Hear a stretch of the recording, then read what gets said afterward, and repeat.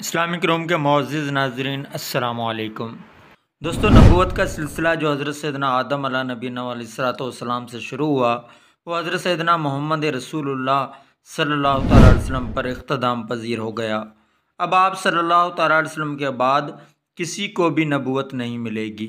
इसकी वजाहत करते हुए इमाम अहले सुन्नत इमाम अहमद रज़ा बरेलवी लिखते हैं, मुसलमानों पर जिस तरह ला इलाहा इल्लल्लाह को मानना और अल्लाह ताला को ला शरीक जानना फ़र्ज़ अव्वलीन है, इसी तरह मोहम्मद रसूलुल्लाह सल्लल्लाहु तआला अलैहि वसल्लम को ख़ातमुन नबिय्यीन मानना भी बाइस तौर के न तो आपके ज़माने में कोई नया नबी आ सकता है और न ही आपके बाद। ये भी अहम तरीन फ़र्ज़ है। वलाकिन रसूलुल्लाह व ख़ातमुन नबिय्यीन कुरान हकीम की नस्स क़तई है।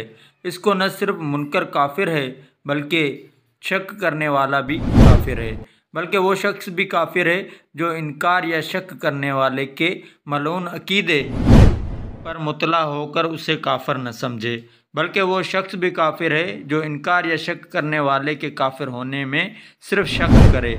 मजमुआ अल-नहर में है, अगर हुजूर सल्लल्लाहु तआला अलैहि वसल्लम के रसूल होने पर ईमान लाया और ख़ातमुन नबिय्यीन होने पर ईमान न लाया तो भी मुसलमान न होगा। दोस्तों, इसी के साथ हम इजाज़त चाहते हैं। मिलते हैं किसी अगली वीडियो में, तब तक के लिए अल्लाह हाफ़िज़।